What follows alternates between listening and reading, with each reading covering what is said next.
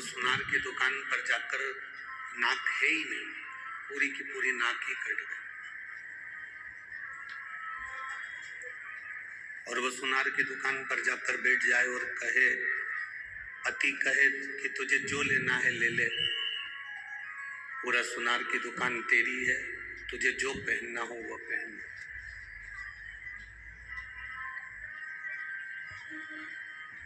चाहे हार पहन लो,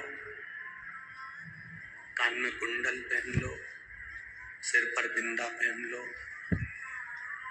जब शरीर पर नाक ही नहीं है तो श्रृंगार अच्छा लगेगा क्या?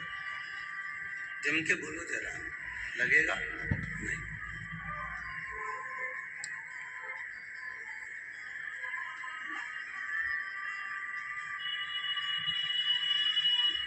लोग कहते हैं इस पंचवटी में रावण की जो बहन थी शूर्पणखा, उसकी नाक काटी गई थी।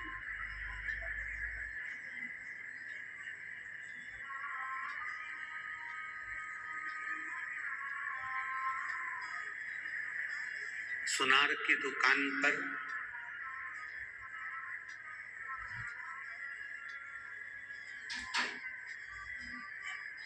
अगर नाक कटा हुआ व्यक्ति जाए तो जेवर की शोभा नहीं होती, उसमें श्रृंगार की कोई शोभा नहीं है, उसमें आभूषण की कोई शोभा नहीं।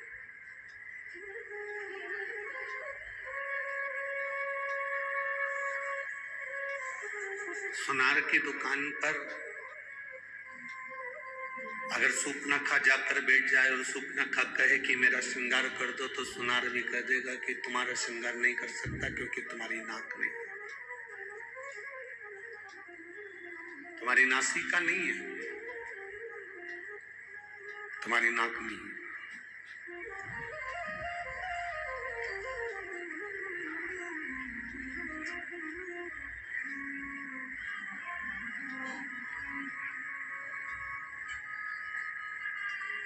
नासिक पंचवटी में भगवान राम ने शूर्पणखा को नहीं रहने दिया था।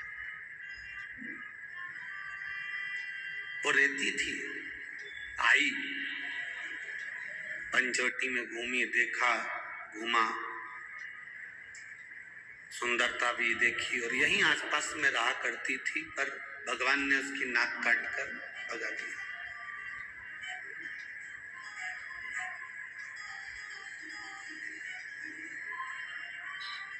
सूपनखा कौन?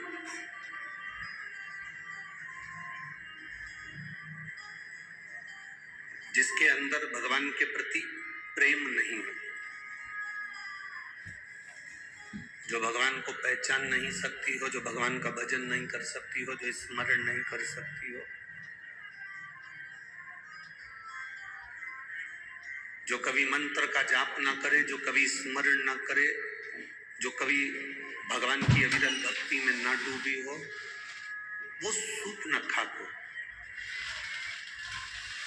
भगवान ने नाक काटा और भगा दिया।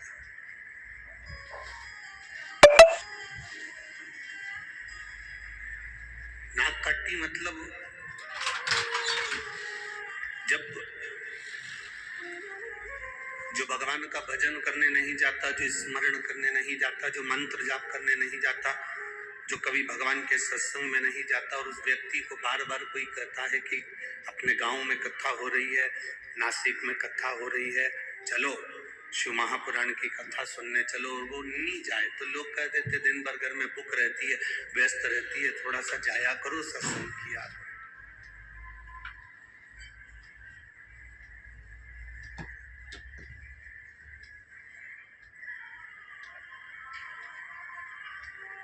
नाक कटे हुए व्यक्ति की सुनार की दुकान पर कोई काम नहीं है।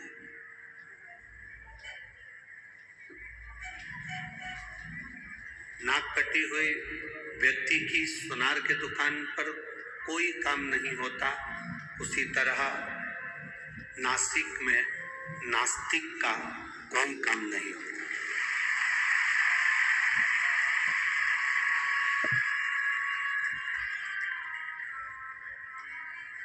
अगर गोदावरी के तट पर आप रह रहे हैं, नासिक की पवित्र भूमि पर आप रह रहे हैं, इस कपालेश्वर महादेव त्र्यंबकेश्वर बाबा की इस पवित्र भूमि पर, इस रज पर आप निवास कर रहे हैं, तो आपका भाव परमात्मा के प्रति होना चाहिए, और वो भी शुद्ध होना चाहिए। उसमें दिखावे का कोई काम ना हो आपका, कोई भ्रमित होने का कार्य ना हो आपका। सोमनाथ जी में रहने वाले गुजरात के भाई इतने खुश होते हैं कि हम सोमनाथ जी की धरा पर रह रहे हैं। उज्जैनी में रहने वाले, महाकालेश्वर के पास रहने वाले इतने प्रसन्न होते हैं कि हम उज्जैनी में रह रहे हैं। विश्वनाथ में रहने वाले, काशी में रहने वाले इतने प्रसन्न होते हैं कि हम विश्वनाथ की नगरी में रह रहे हैं। कृष्णेश्वर भीमाशंकर में रहने वाले इतने प्रसन्न होते हैं कि हम कृष्णेश्वर भीमाशंकर की नगरी में रह रहे हैं। नागेश्वर में रहने वाले नागेश्वर को देखकर प्रसन्न होते हैं। केदारेश्वर में रहने वाले केदारेश्वर को देखकर प्रसन्न होते हैं। रामेश्वर में रहने वाले रामेश्वर को देखकर प्रसन्न होते हैं। मल्लिकार्जुन में रहने वाले मल्लिकार्जुन को देखकर प्रसन्न होते हैं। पर 12 ज्योतिर्लिंग में जो प्रसन्नता है, उससे 1000 ज्यादा गुना प्रसन्नता त्र्यंबक की भूमि में होना चाहिए, क्योंकि वहां ब्रह्मा विष्णु और महेश तीनों।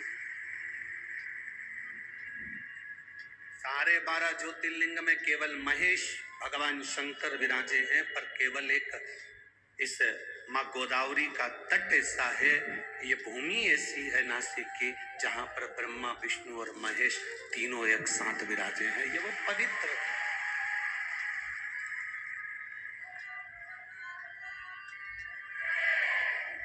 ये वो पवित्र भूमि है जिसमें त्र्यंबकेश्वर बाबा विराजमान।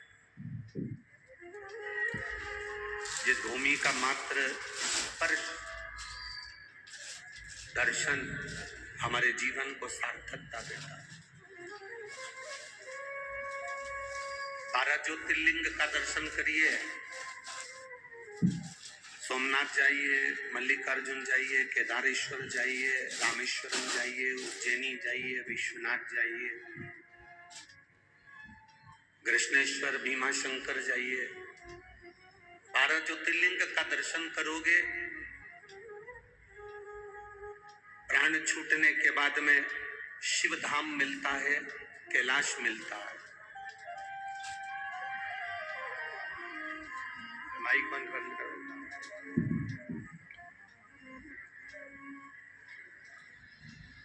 12 ज्योतिर्लिंग का दर्शन करते हो, तो शिव धाम मिलता है, कैलाश मिलता है।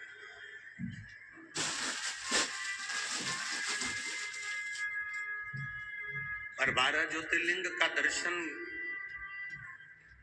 करने वाला व्यक्ति सारे ज्योतिर्लिंग का दर्शन करने के बाद जब त्र्यंबकेश्वर की पवित्र भूमि पर आता है और त्र्यंबक बाबा का जब दर्शन करता है तो उस व्यक्ति को केवल एक कैलाश नहीं मिलता, उसके सामने ऑप्शंस रख दिया जाता है कि आप ब्रह्मलोक में रहना चाहें, चाहे वैकुंठ में रहना चाहें, चाहे कैलाश पर रहना चाहें।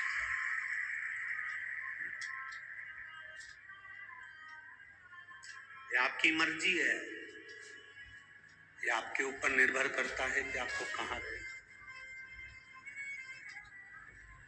कहते हैं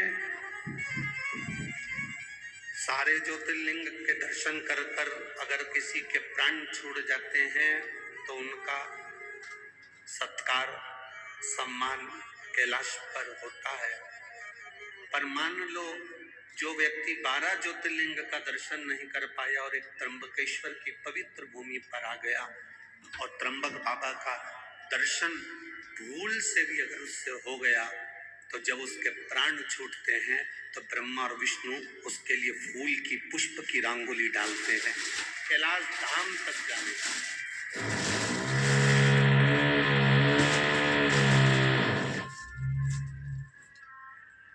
जो नहीं पहचाना उसके लिए हम नहीं कर सकते, जो पहचान गया कि त्र्यंबकेश्वर महादेव का मतलब क्या है, शिवलिंग का साथ,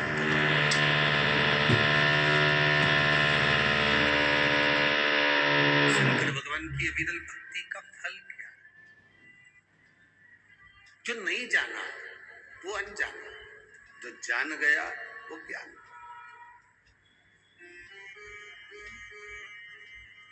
एक गंगा को भागीरथ बाबा लेकर आए थे और एक गंगा को गौतम ऋषि लेकर आए थे। एक गंगा भगवान शंकर की जटा से निकली, कलकल कर कर उत्तर में बह गई और एक गंगा गौतम बाबा के कहने पर शंकर भगवान की जटा से निकली और दक्षिण का कल्याण कर कर बह गई।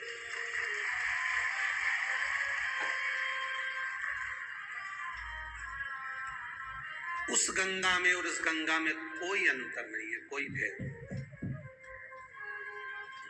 वो गंगा भी भगवान शिव के मस्तक से निकली है और ये गंगा भी भगवान शंकर के मस्तक से निकली।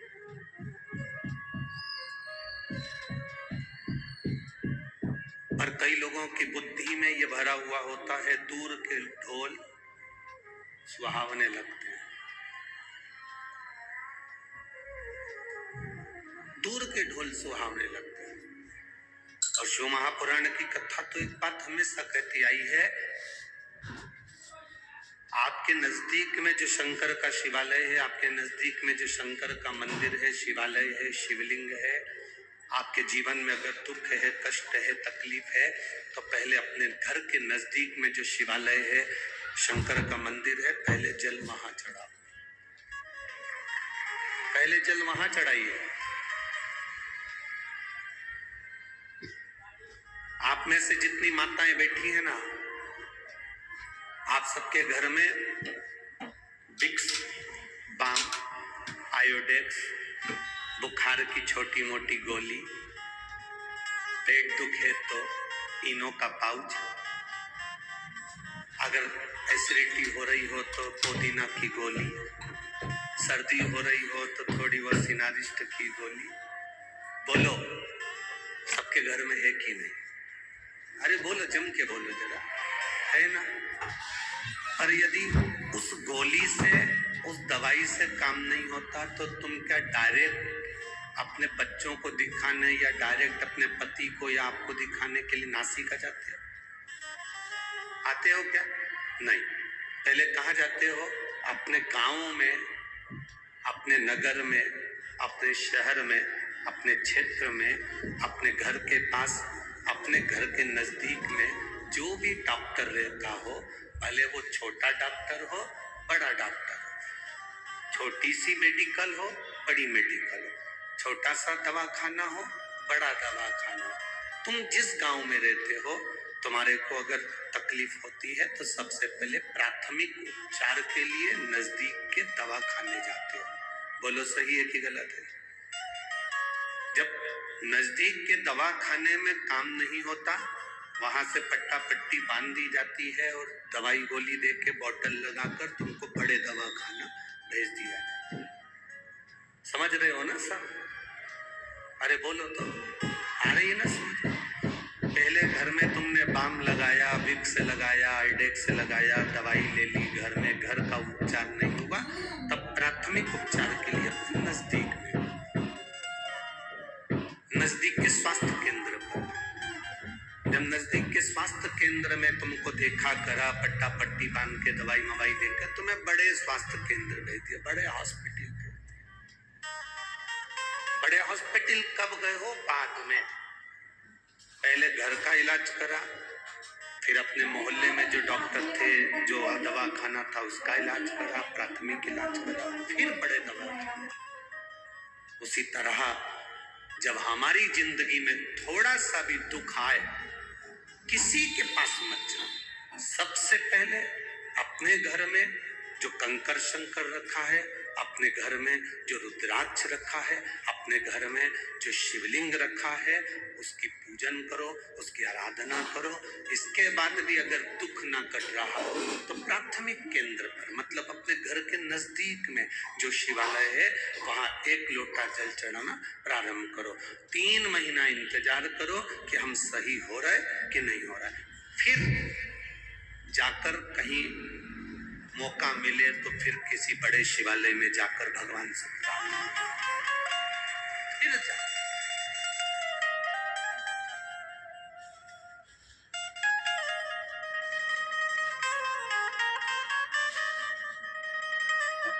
भ्रम में नहीं पड़ना।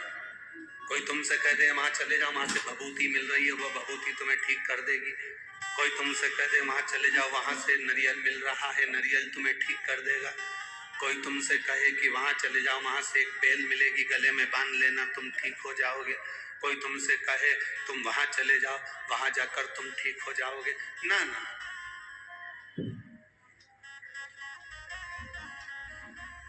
पहले अपने घर में जो शिवलिंग है, अपने पड़ोस में, अपने आसपास में जो शंकर का स्वरूप है, उसको भजो।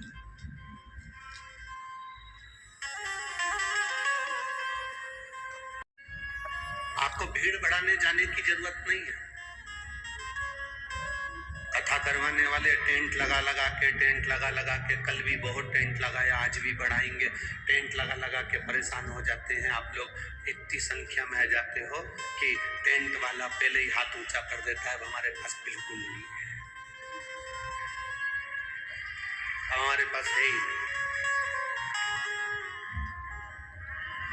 हमारा तो निवेदन है, पहले आप घर में टीवी पर जब कथा है, आसन लगाकर सुनो, दिल से बाबा से प्रार्थना करो।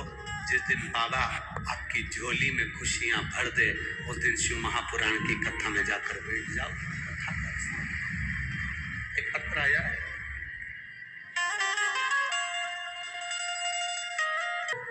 अल्पेश ने राजेंद्र बांगुल, मोबाइल नंबर ये है। मैं बड़ी गांव से आई हूँ, जिला नासिक, तहसील विंडोरी सही है? ठीक है। कहीं बैठी है, हाथ हिला सकती हैं। अल्पेशनी राजेंद्र बांगुल, मोबाइल नंबर ये है, बड़ी गांव से आई हूँ। कहीं बैठी है, हाथ हिला दो दीदी। ठीक है, दिख गए। एक बार वापिस हाथ हिला दो। श्री शिवाय नमस्तुभ्यं। अब ठीक है आप? फिर से एक बार हाथ हिलाओ। ठीक है जी। मैं बाबा का क्या वर्णन करूं गुरुदेव। मैं पहले मंदिर नहीं जाती थी, मैं भगवान को बिल्कुल नहीं मानती थी। 2023 में मेरे बेटे को अचानक कान में पीछे दोनों साइड में गठान हो गई। उस गठान का जब इलाज करवाने के लिए हॉस्पिटल गए तो जांचों में मालूम पड़ा कि इसको बड़ी बीमारी के चांस बनने लगे। इसका ऑपरेशन जरूरी है। ऑपरेशन होने के बाद ये गांठ वापिस जांच के लिए जाएगी, तब हम घबरा गए। हम भगवान के मंदिर नहीं जाते थे, हम भगवान को नहीं मानते थे। जैसे आज के लोग भटक गए थे वैसे हम भी भटक गए थे। पर हमारी पड़ोसन ने हमसे कहा, पड़ोसन जी ने जो कहा कि शिव मंदिर में जाकर जल चढ़ाकर बच्चे को नंदी के पास बिठाकर कुंदकेश्वर महादेव के नाम से वो जल पिलाओ और उसके कांटों पर लगाना प्रारंभ करो। चिंता मत करो, रो मती, कोई बड़ी बीमारी नहीं होगी और ऑपरेशन की भी जरूरत नहीं होगी। हम जांच करा कर आ गए, ऑपरेशन की तारीख निकल गई। पशुपतिनाथ का व्रत मैंने जिंदगी में पहली बार करा और भगवान के मंदिर में पहली बार पांव रखा। इतनी बड़ी जिंदगी में पहली बार जब मंदिर गई, बाबा को केवल इतना कहा, बाबा के कानों में 3 गठाने हैं, पर आप संभालेंगे तो सब हो सकता है। मेरी पड़ोसन सीवर वाले महाराज की कथा सुनती है और वो सीवर वाला महाराज कहता है, सारी समस्या का हल एक लोटा जल है, आप संभालिएगा बाबा। मेरे बेटे को नंदी के पास बिठाती, शिवजी पर जल चढ़वा कर बिठाकर उसको पानी पिलाती, कुंदकेश्वर महादेव का नाम लेती, गांठों पर लगाती। दूसरी बार जांच कराने के लिए हम जब वापिस पहुंचे तो बाबा की कृपा से तीनों गांठें गल चुकी थी और डॉक्टर ने कहा कोई बड़ी बीमारी नहीं, शिव तत्व है। दोनों हाथ हिला तो बहने, हर हर महादेव। बैठिए, बाबा की कृपा, बैठिए। शिव तत्व होता है, आप ही है, दोनों हाथ हिला दे। मेरी बेटी कुंवारी सिद्धि सतीश भावसर बहुत दिनों से सीए की पढ़ाई कर रही है और एग्जाम दे रही, पर उसका एग्जाम क्लियर नहीं हो रहा। कभी 5 मार्क से, कभी 6 नंबर से वो रह जाती थी। मैंने अपनी बेटी से कहा, शंकर जी के मंदिर जाया करो, 1 लोटा जल चढ़ाया करो। बेटी से मैंने कहा, अब की बार तेरा एग्जाम आ रहा है और नवंबर ये मालेगांव में तो तेरा एग्जाम आ रहा है और मालेगांव की 7 दिन की कथा हो रही है। पंडाल में बैठकर तू मेहनत कर और मेहनत कर कर एक बार शिव पुराण की कथा सुन, भगवान देता जरूर है। पशुपतिनाथ का व्रत किया।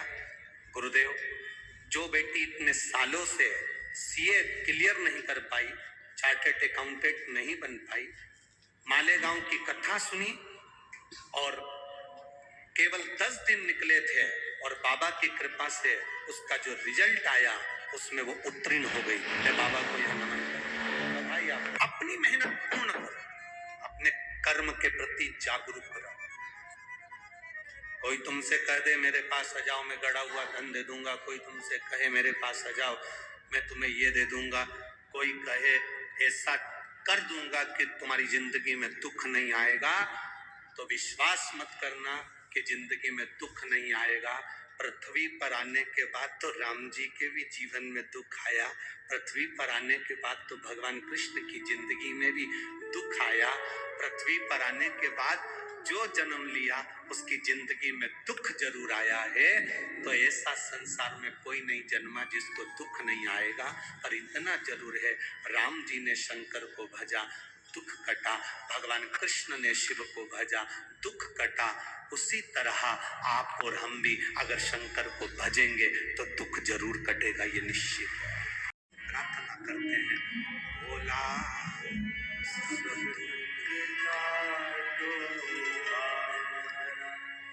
इस स्तुति को करने के लिए जितने लोग आस्था चैनल पर कथा सुनते हैं, जितने लोग टीवी पर कथा सुनते हैं, जितने लोग मोबाइल पर कथा सुनते हैं, जितने पंडाल में कथा सुनते हैं, बाबा से यही मंत्र का जाप करने के लिए और स्तुति करने के लिए आते हैं कि बाबा मेरे जीवन का जो दुख है वो कटे।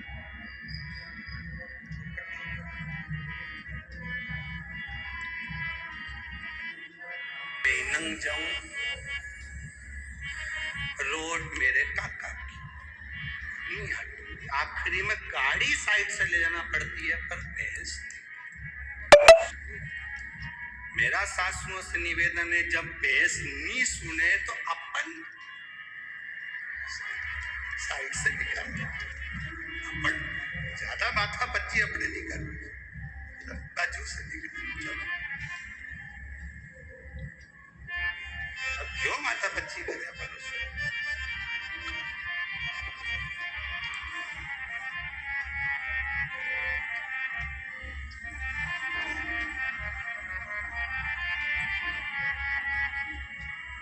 देवा ओ महादेवा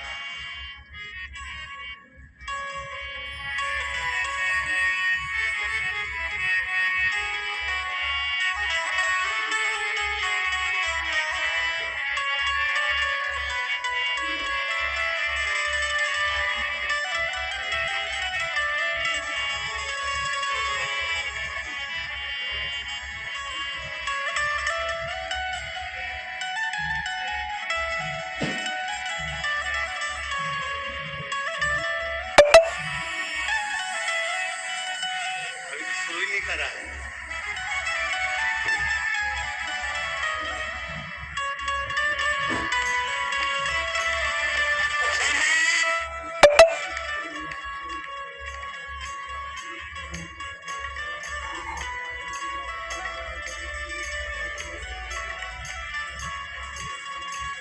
हे देवा महादेवा हे। पंचवटी नासिक में नहीं होगी। शीघ्र अतिशीघ्र बैठो, जहां जगह मिले वहां बैठो। जरूरी नहीं कि पंडाल में बैठोगे, ग्राउंड में, जमीन पर, जहां जगह मिले वहां बैठकर बाबा से दिल से सब एक साथ भाव से साथ में बोले।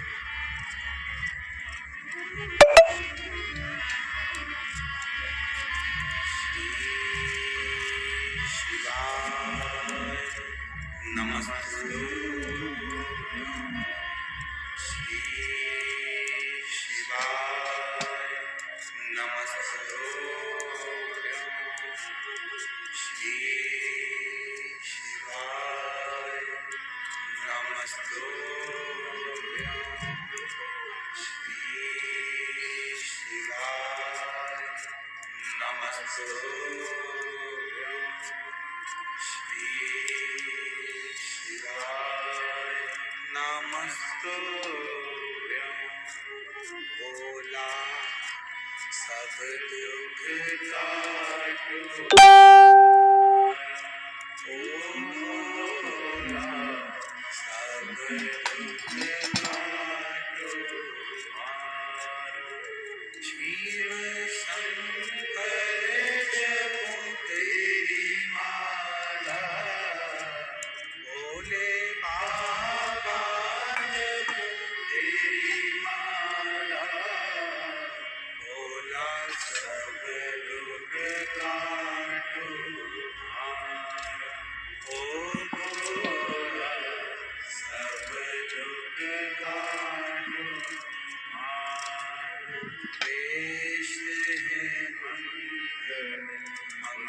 मंगलकारी। देश है मंगलकारी।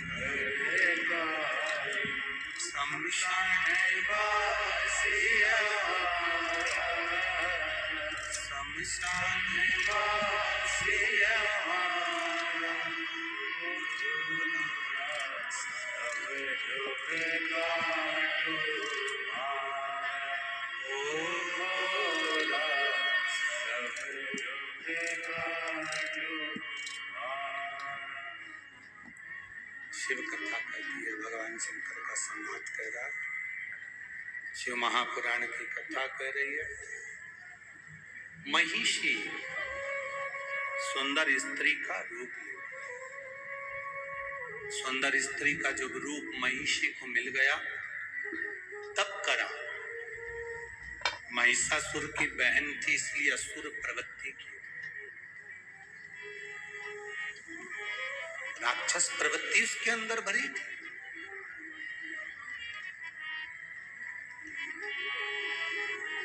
ब्रह्मा जी प्रकट हुए, मांगो तुम्हें क्या चाहिए, क्या दिया जाए।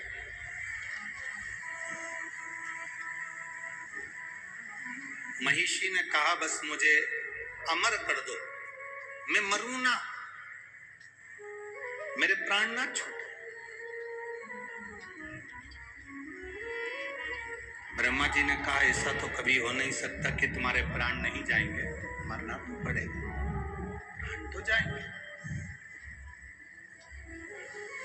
तुम और कुछ मांगना चाहो तो मांग सकते।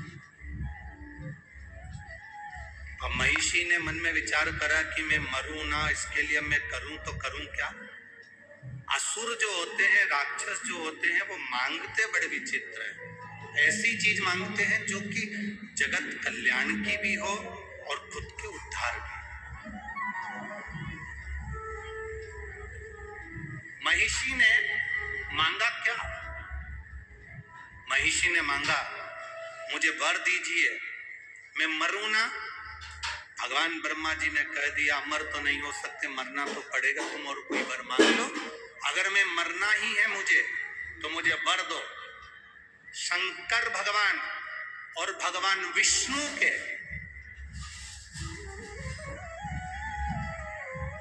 शिव और विष्णु के द्वारा प्रकट उनकी संतान मुझे मारो। अब जरा विचार करिए, तारकासुर ने मांगा था कि शंकर भगवान की संतान मुझे मारे।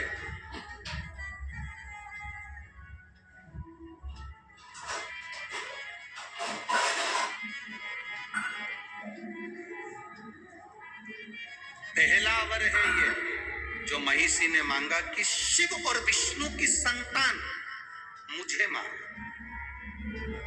यहां कोई स्त्री या कोई पुरुष दो के संजोग से संतान नहीं मांगी है। यहाँ जो संतान मांगी वो मांगी है विष्णु और शिव के द्वारा। जो संतान प्रकट हो, जो संतान जन्म ले, वो मुझे मारे। अब ऐसा तो कभी हो ही नहीं सकता।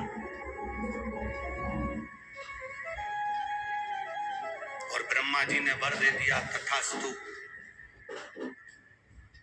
ब्रह्मा जी वर दे दिए कि शिव और विष्णु के द्वारा प्रकट संतान तुम्हारा वध करेगी, तथास्तु कर दिया। अब सोचो, विचारो,